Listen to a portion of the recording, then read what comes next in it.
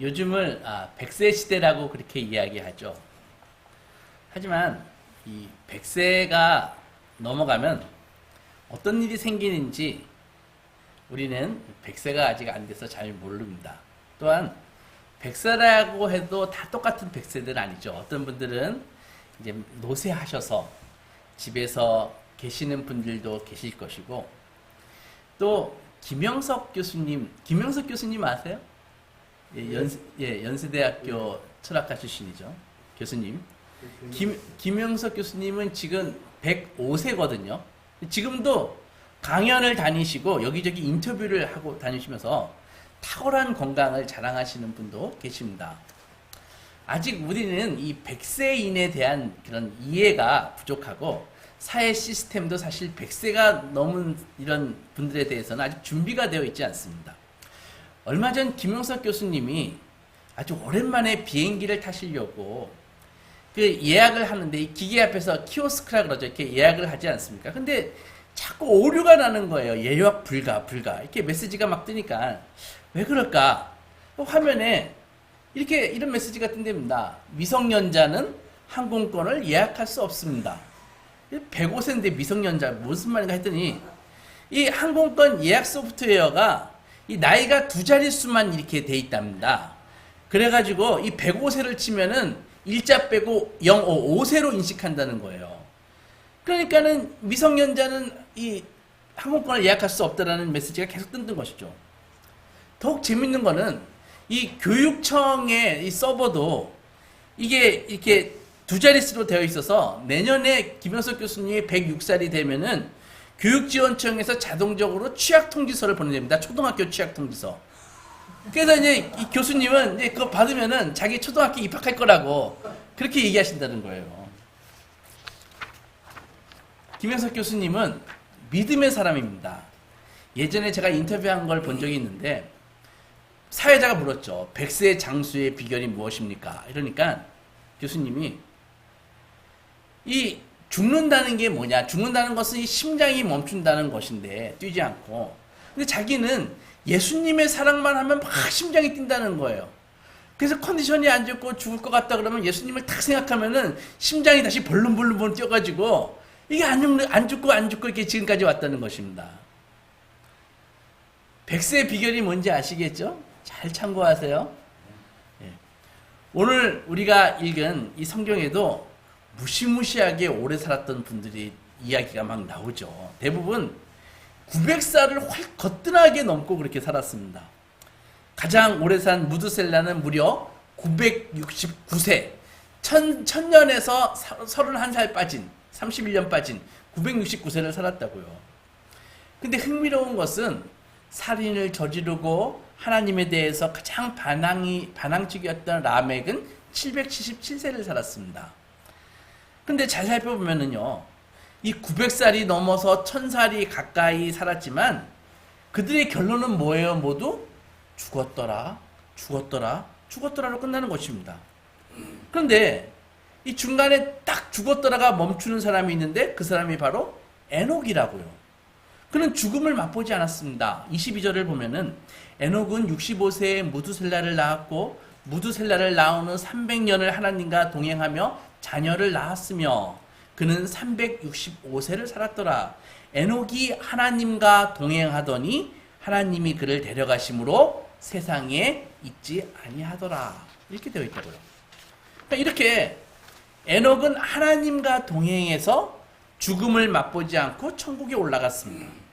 우리는 에녹이 믿음을 가졌고 신앙을 지켜서 구원을 얻었다고 쉽게 생각할 수 있지만, 사실 이 에녹의 시대는요, 이 범죄한 인류가 비록 1000살 가까이 오래 살았지만 결론이 죽음으로 끝난다 라는 것을 계속 메시지를 주면서 확인시켜 주던 시대였다고요. 그런데 구원에 대한 아무 설명도 약속도 없던 그때에 돌연히 에녹은 죽지 않고 승천했다 라는 것이 기록됨으로써 인류가 자초한 이 심판의 이 시대, 이 심판을 벗어날 가능성을 보여주는 한 줄기 빛이라고요. 에녹은. 오늘 우리가 읽은 창세기 5장에는 아담에서부터 노아까지 10명의 족보가 기록되어 있습니다. 32절을 보면은 노아는 500세 된 후에 셈과 함과 야벳을 낳았더라 라면서 5장을 탁 마치는데 그 이상하잖아요. 계속 몇 살까지 살고 죽었더라, 몇 살까지 살고 죽었더라인데 노아에 와서는 그냥 셈과 함과 야벳을 낳았더라 라고 끝나고 6장서부터는 홍수 이야기가 나온다고요. 근데 홍수 이야기가 무려 6, 7, 8, 9장 4장에 걸쳐서 아주 길게 홍수 이야기가 나오는데 노아가 몇 살까지 살았다라는 이야기가 없어요. 그 전까지. 그리고 9장 끝에 가서야 5장에서 딱 점프해가지고 9장 끝에 가서야 홍수 후에 노아가 350년을 살았고 그의 나이가 950세가 되어서 죽었더라. 이렇게 끝을 맺는다 이 말입니다. 그러니까 창세기 5장의 결론을 9장에 가서야 맺는 것입니다. 그 이유가 뭘까요? 왜 5장 끝에서 다른 사람들처럼 노아도 몇 살까지 살고 죽었더라 라고 홍수 이야기를 하면 됐지. 왜 그렇게 했을까요? 그 이유는 에녹과 똑같습니다. 모두가 죽는 그 홍수 이야기에서 누구는 살아남는다. 살아남은 한 사람 노아가 있다는 것을 알려주기 위해서 그렇게 기록됐다는 것입니다.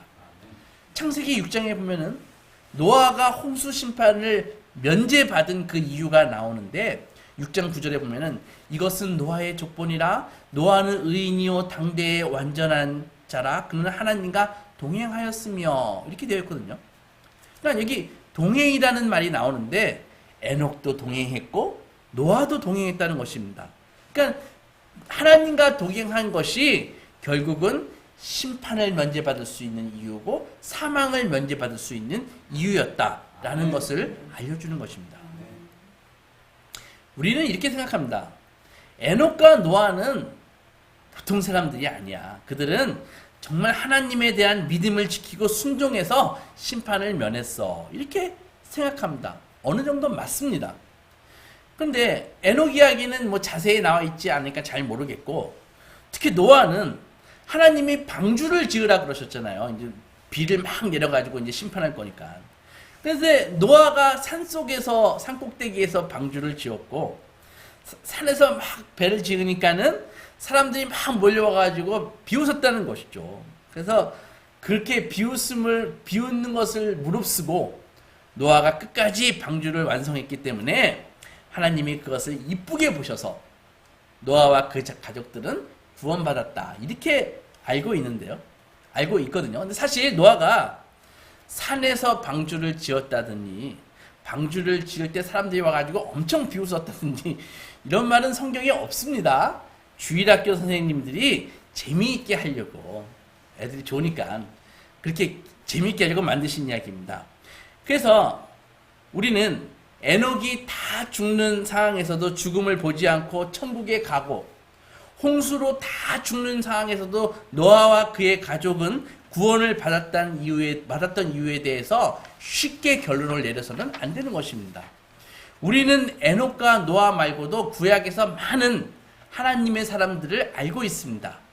죽음을 자초한 그 인류의 그 피할 수 없는 운명에서 벗어났던 그 구원의 반열에 오른 사람들 말입니다. 예를 들어 믿음의 조상 아브라함, 그의 아들 이삭, 그리고 야곱, 요셉 있습니다. 그들은 하나님 앞에 복의 근원으로 부름을 받았고 그들의 후손들이 하늘의 별처럼 바다의 모래처럼 많을 것이라는 복된 약속을 받았습니다. 이들이 이런 복을 받을 수 있던 이유는 오늘 창세기 5장의 표현대로 그들이 하나님과 동행했기 때문입니다. 그렇게 말할 수 있습니다. 근데 창세기 48장에서 이제 야곱이 죽을 때가 돼가지고 임종을 얼마 안 납두고 유언을 하거든요. 요셉과 아들을 불러서. 그러니까 요셉이 자기 아들 므낫세와 에브라임을 탁 데리고 야곱에게 축복받기 위해서 간다고요. 그때 야곱이 이렇게 축복을 합니다. 그가 요셉을 위하여 축복하여 이르되 내 조부 아브라함과 아버지 이삭이 섬기던 하나님, 나의 출생으로부터 지금까지 나를 기르신 하나님, 나를 모든 환난에서 건지신 여호와 하나님, 이런 표현을 하거든요. 아브라함과 이삭이 하나님을 섬겼습니다. 이것은 말하자면 하나님과 동행한 것이죠. 그런데 그 후의 내용에 대해서는 아브라함과 이삭이 섬기던 그 하나님과 동행한 사실을 조금 다르게 표현하는데 이런 표현을 합니다. 나의 출생으로부터 지금까지 나를 기르신 하나님, 나를 모든 환난에서 건지신 하나님. 무슨 말입니까? 하나님과 동행한다는 것은 하나님을 섬긴다는 거잖아요. 그런데 동시에 하나님이 우리를 기르시고 지키시고 구원하시는 것이 그 동행이라는 말 속에 포함된다는 것이죠.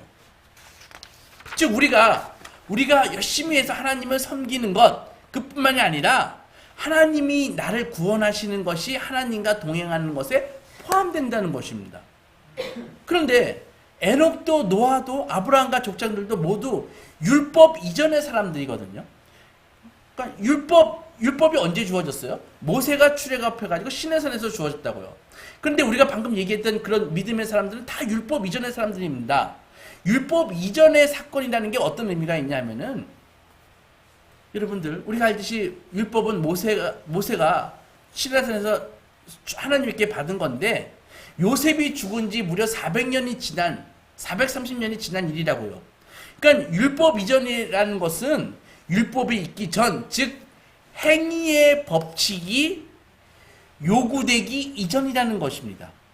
율법을 다른 말로 하면 원인과 결과의 법칙입니다. 우리 현대인들이 아주 신봉하는 그런 법칙이죠. 지키면은 복을 받고 어기면 벌 받는 것입니다. 지키면은 아무 일도 없지만은 어겼다가는 벌을 때려 맞는 것입니다. 우리가 신봉하는 이 사회과학 법칙이 다 이 궤를 같이 한다고요. 모든 결과에는 원인이 있다. 아니 땡 굴뚝이 연기 나겠느냐. 이것들이 다 원인과 결과의 법칙을 근거로 하고 있다고요. 내가 원인을 제공하면 그 원인에 상응하는 결과를 받는 것입니다. 죄를 지었으면 죄값을 받고 선을 행하면 보상을 받는 것, 이것이 인과율이고 행위의 법칙이라고요.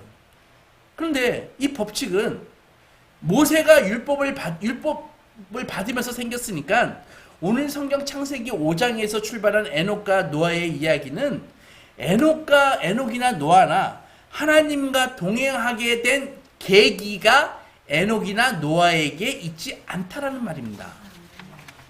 창세기 6장 9절을 보면 이것이 노아의 족본이라 노아는 의인이요 당대의 완전한 자라 그는 하나님과 동행하였으며 라고 되어 있는데 그가 하나님과 동행한 이유가 8절에 나옵니다. 8절 보면은 노아는 여호와께 은혜를 입었더라 이렇게 나와 있다고요.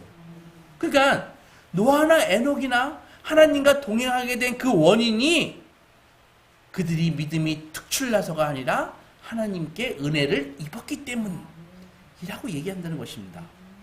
즉 에녹이나 노아가 하나님과 동행하게 된 원인이 하나님으로부터 은혜를 받았기 때문이라고 말씀하고 있는데 이것이 바로 성경이 매우 강조하고 있는 기독교 신앙에서 제일 중요한 원리입니다. 우리는 이 시대의 자식이잖아요. 우리는 율법, 즉 행위의 법칙에 훨씬 더 익숙합니다. 인과관계를 세상은 거의 진리인 양 꽉 붙잡고 신봉하고 있는 정도이죠. 그러나 성경은 그렇게 이야기하고 있지 않습니다. 로마서 4장에 보면은 13절에 이런 말씀들이 나옵니다. 아브라함이나 그 후손에게 세상의 상속자가 되리라고 하신 언약은 율법으로 말미암은 것이 아니요 오직 믿음의 의로 말미암은 것이라. 만일 율법에 속한 자들이 상속자이면 믿음은 헛것이 되고 약속은 파기되었느니라. 어렵지만 놀라운 말씀입니다. 만약에 인과관계 그 이성에 인과관계에 속한 자들이 하나님의 상속자가 된다면은 믿음은 헛것이다. 약속은 파기될 것이다. 율법은 진노를 이루게 하나니 율법이 없는 곳에는 범법도 없느니라. 그러므로 상속자가 되는 그것이 하나님의 상속자가 되는 그것이 하나님께 복을 받는 그것이 은혜에 속하게 하게 하기 위해서 믿음으로 되나니 이는 그 약속을 모든 후손에게 굳게 하려 하심이라. 좀 설명들을 드릴게요. 이 말씀은 하나님이 주신 그 구원이 은혜에 속한 것이다. 믿음에 속한 것이다 라는 것을 설명하고 있습니다. 우리가 알듯이 하나님께서는 아브라함에게 약속하셨죠. 네 자손이 하늘의 별처럼 땅의 모래처럼 많을 것이다 라고 약속하셨습니다. 여기서 아브라함의 후손이라는 것은요, 돌 가지고 만들 수 있는 이런 혈통적인 후손이 아니라 예수 그리스도를 통해서 구원받은 하나님의 백성을 말하는데, 그 약속은 이미 모세가 율법을 받기 이전의 말씀이라는 것이죠. 이전의 약속이라는 것이죠. 즉 성경은 하나님이 아브라함에게 하신 이 약속이 율법에 근거한 것이 아니다, 인과관계에 근거한 것이 아니다 라는 것을 말씀하고 계십니다. 왜 그렇습니까? 율법에 속하면 믿음이 헛것이 되니, 믿음에 속하면 율법이 헛것이 되기 때문입니다. 그래서 율법과 믿음은 결코 같이 갈 수 없습니다. 즉 이 말은 세상과 믿음이 결코 같이 갈 수 없다는 것과 같은 말입니다. 율법은 원인과 결과를 나타내는 행위의 법칙이고, 믿음은 원인과 결과의 법칙이 아니라 은혜의 법칙이기 때문에 그 둘은 상반됩니다. 결코 양립할 수 없습니다. 그런데 로마서 4장에서 율법에 대해서 15절에 이렇게 나와 있지 않아요? 율법은 진노를 이루게 하나니 율법이 없는 곳에는 범법도 없느니라. 말이 어렵지만 그래도 꼭 이해해야 되기 때문에 설명드리겠습니다. 율법이 진노를 이룬다? 어렵잖아요. 이게 무슨 말입니까? 이 말은 율법으로 행하면 반드시 실패로 귀결된다는 것입니다. 그리고 실패를 했으면 실패의 대가를 받는다는 것이죠. 그래서 율법으로 출발하면은 실패했으면 실패의 대가를 받는, 진노를 받는다는 것입니다. 이 말은 우리는 율법을 이룰 행위의 법칙을 성취할 능력이 없다라는 것입니다. 머리와 말로는 할 수 있다 이렇게 하지만 실제적으로 구원에 이르는 원인을 내가 제공해가지고 그 구원을 얻어낼 수 있다? 그런 것은 없다라는 것입니다. 여러분, 구원이라고 하니까 종교적인 것 같죠? 그 말을 행복이나 진리로 바꿔도 똑같습니다. 모두가 행복하기를 원하지만 우리가 행복하기 위해서 우리가 원인을 제공하고 행복이라는 결론에 결코 도달할 수 없다는 말입니다. 모두가 진리를 원하고 진리를 주장하지만 우리가 우리의 힘으로 모두가 자유를 원하지만 우리의 힘으로 자유의 원인을 제공하고 참된 자유라는 곳에 이룰 수 없다는 것입니다. 그런 실력이 있으면 세상이 왜 이 모양 이 꼴이겠습니까? 선진국이 무기 도입 비용만 무기 만들지 않고 기부해도 이 세상에 굶어 죽는 사람 아무도 없을 것입니다. 자기 땅에 만족하고 살기만 해도 왜 전쟁을 하겠습니까? 하나님을 무시하고 스스로 똑똑하다고 살지만 인간들이 만들어 놓은 참상은 우리가 매일 보는 것 아닙니까? 나는 최선의 결과를 도출할 수 있는 원인을 만들 수 있어. 이것이 이성주의, 과학주의의 거짓말입니다. 우리는 실패하면 이렇게 변명합니다. 내가 이런 결과밖에 못 만든 것은 그거 다 너 때문이야 라고 싸우잖아요. 여러분들, 세상의 모든 정치인들의 마음속에 이런 생각이 있지 않을까요? 저 대통령과 여당만 좀 정신 차리면 우리나라가 잘 될 텐데, 저 야당만 뒷다리 안 잡고 협조해도 정말 우리나라가 선진국이 될 텐데, 다 이런 생각하고 있지 않을까요? 그러나 믿음이란 무엇입니까? 믿음이란 내가 아니라 상대방의 원인과 결과를 믿는 것입니다. 나의 원인에 대한 결과를 믿는 것이 아니라 상대방의 원인과 결과를 믿는 것입니다. 따라서 하나님을 믿는다는 것은 내가 아닌 하나님이 시작하신 원인과 그분이 이루실 결과를 믿는 것입니다. 빌립보서 1장 6절에서 너희 안에서 착한 일을 시작하신 이가 그리스도 예수의 날까지 이루실 줄을 우리는 확신하노라. 그래서 은혜로 되는 것입니다. 여러분, 하나님께서 왜 이런 방법을 택하셨을까요? 우리는 사실 율법이 더 이해하기 쉽습니다. 율법이 혹시 받아들이기 쉽습니다. 당연하죠. 뭔가 일어났으면 원인이 있는 것이죠. 다 그렇게 생각하잖아요. 근데 왜 어려운 은혜, 믿음 이런 방법을 하나님이 취하실까요? 로마서 4장 16절을 다시 보면 그러므로 상속자가 되는 그것이 은혜에 속하기 위하여 믿음으로 되나니 이는 그 약속을 그 모든 후손에게 굳게 하려 하심이라. 말이 좀 어렵죠? 여러분, 하나님께서는 바로 그 약속, 상속자가 되는 것, 구원, 그것이 실패되지 않게 하기 위해서 인간이 이유가 원인이 되는 방법을 택하지 않으신 것입니다.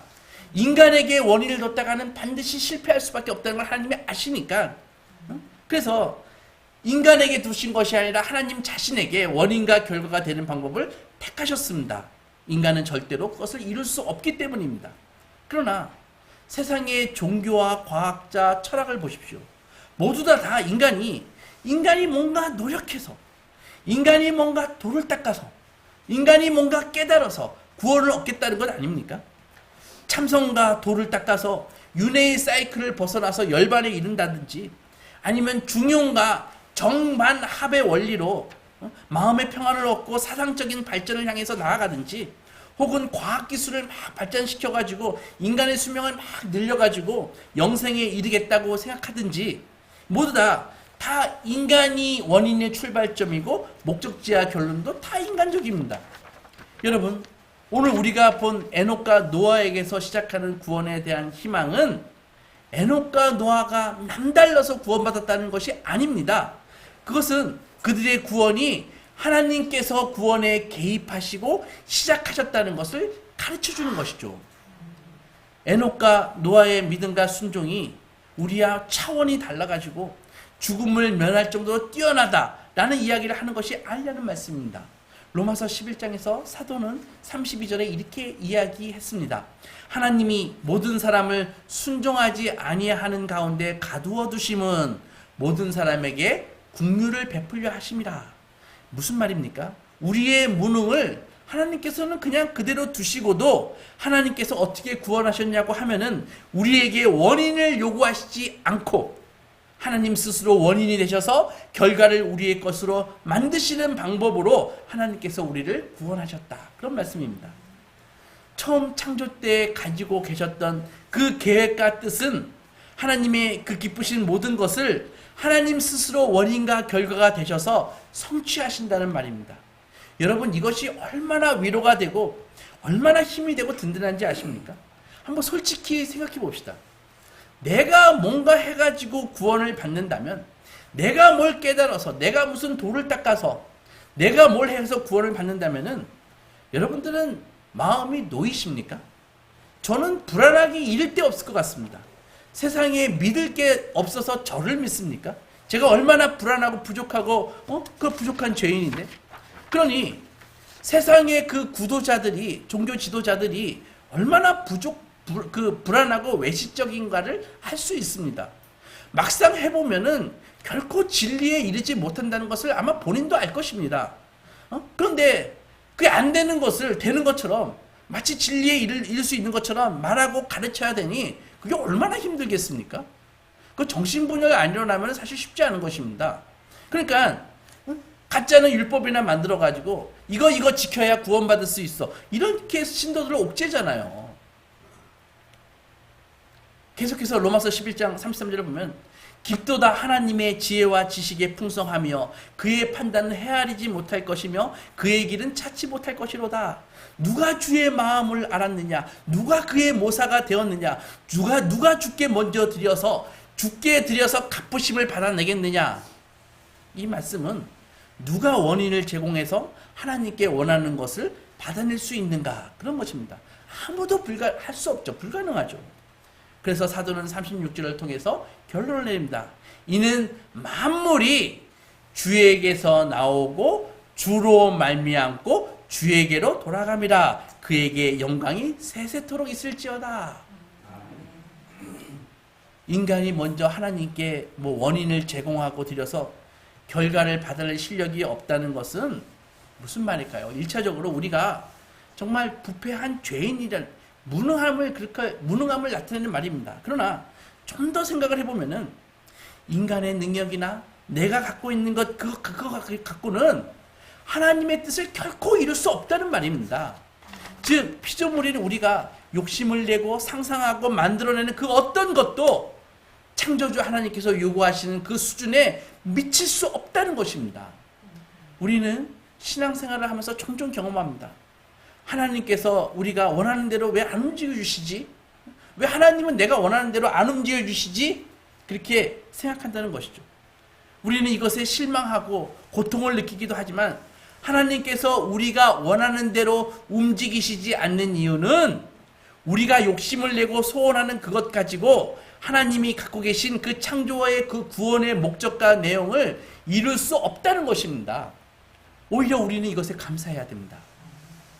여러분, 우리의 소원이 뭐예요? 대부분 우리는 우리 일신과 가족의 만사형통이에요. 그러나 우리를 만드신 하나님께서는 그 정도 가지고 만족할 수 없다는 것입니다. 그 정도 너희를 그 정도 만들려고 내가 너희를 만들었겠니? 그 얘기라고요. 때때로 하나님이 우리 인생에 개입하는 것이 고통스럽습니다. 왜냐하면 나의 용량과 수준보다 더 큰 것을 요구하시거든요. 도망가고 싶기도 하고, 하나님 제가 왜 여기 있어? 왜 일을 해야 됩니까? 라고 생각이 들 때도 있고 가슴이 터질 것 같기도 합니다. 그러나 여기에 하나님이 우리를 향한, 세상을 향한 신적인 목표와 요구가 있는 것입니다. 하나님은 요구하시는 하나님일 뿐만이 아니라 그 사명을 감당할 수 있는 자원과 능력과 길을 열어주시는 하나님이십니다. 사랑하는 소망교회 성도 여러분, 오늘 성경의 에녹의 그 승천과 노아의 구원 이야기에서 발견할 수 있는 가장 놀라운 사실은 창조주 하나님께서 우리 인간에게 가지셨던 원래의 목적과 계획을 결코 포기하지 않으신다는 것입니다. 하나님께서 복되게 창조하셨는데 우리 인간 스스로 그 자리를 박차고 나가가지고 심판의 길을 자초한 인류를 그냥 놔두시지 않고 그분의 신실하심과 영원하심에 근거해서 그것이 원인이 되어서 우리 인류에게 계속 개입하시고 주장하시고 당신의 뜻을 이루어 나가신 것을 에녹과 노아에게서 우리는 볼 수 있는 것입니다. 시편 103편 8, 9절에 이렇게 나와 있습니다. 시인은 여호와는 긍휼이 많으시고 은혜로우시고 노하기를 더디하시고 인자하심이 풍부하시도다. 자주 경책하지 않으시고 노를 영원히 품지 아니하시리로다. 여러분들 짧지 않은 인생을 사셨잖아요. 한번 돌아보십시오. 지금 여러분에게 가장 필요한 게 무엇입니까? 우리는 곧 하나님 앞에 서야 할 인생들입니다. 이런 우리에게 어떤 하나님이 필요하십니까? 한번 정직하게 물어보십시오. 나에게 돈을 많이 주시는 하나님? 나에게 세상적인 복을 막 쏟아부어 주시는 하나님? 우리가 원하는 그 만사형통으로 척척 인도하시는 하나님? 감사합니다. 그죠? 필요합니다. 하지만 그것이 다는 아닌 것 같습니다. 정직하게 우리 자신을 보면 우리에게 진정 필요한 하나님은 나에게 노하기를 더디하시는 하나님, 나를 경책하지 아니하시는 하나님, 나에게 영원히 노를 품지 않고 나의 많은 허물을 용서해 주시는 하나님 아닌가요? 내가 너희를 용서하노라 라는 대답으로 하나님께서는 당신의 아들 예수 그리스도를 보내주셨습니다. 그 아들을 십자가에서 죽음의 징계를 하심으로써 하나님께서는 우리에 대한 당신의 용서를 말이 아니라 눈에 보이고 손에 잡히는 그 증거로서 보여주셨습니다. 이것이 너희를 용서하는 나의 증표다. 나는 너희를 용서하기 위해서 내 아들 예수를 십자가에서 못 박은 여호와 하나님이다. 그 증거를 믿음으로 받고 이제는 새로운 피조물이 되어 단순히 세상적인 행복이 아니라 하나님과 동행하는 삶을 사는 것입니다. 하나님과 이 동행하는 복된 삶을 사는 것입니다. 하나님은 그 삶을 사용하셔서 역사의 수레바퀴를 돌리시고 당신의 위대한 목적을 이루어 가시는 것입니다. 아멘. 이것이 믿음의 길입니다. 믿음이 무엇입니까? 믿음은 하나님께 나아가 뭔가 요구하는 것이 아니라 하나님이 누구신가를 알아가는 것입니다. 우리의 부족한 인생을 통해서 그 인생을 살면서 삶의 현장에서 눈물 흘리면서 기도하면서 하나님을 알아가는 것입니다. 이것이 노아와 에녹을 통해서 우리가 알게 된 하나님과 동행하는 것입니다. 하나님께서 자비하심과 의로우심으로 우리를 사랑하고 계십니다. 이것이 기독교 신앙의 핵심입니다. 다시 말씀드립니다. 우리의 구원은 우리에게 원인이 있지 않습니다. 오직 말할 수 없는 성실하심과 신실하심으로 우리의 구원의 원인을 제공하고 계시는 하나님, 그 하나님께서 지금도 깊고 선하신 뜻 가운데 우리를 인도하고 계십니다. 우리가 온전히 아멘하며 그분을 따를 때 에녹의 승천과 노아의 구원이 여러분들의 것이 될 것입니다. 아멘. 이 믿음 갖고 오늘도 하나님과 동행하는 삶을 사시는 소망의 자녀들이 되시기 주님의 이름으로 축원합니다. 아멘.